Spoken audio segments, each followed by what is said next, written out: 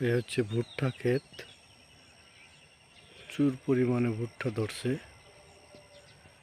পুরোটাই। দেখাই ভুট্টা রে ভুট্টা, এই হচ্ছে ভুট্টা। ভুট্টা ক্ষেতের ভুট্টা এগুলো বিশাল, অনেক সুন্দর হয়েছে এবং এক প্রকার বাম্পার ফলন বলা যায়। বাম্পার ফলন। কুয়াশা পড়ছে, এই কুয়াশা। এই হচ্ছে ভুট্টা, একটা গাছে দুইটা। এই হচ্ছে দুইটা, দুইটা গাছে দুইটা। এই একটা,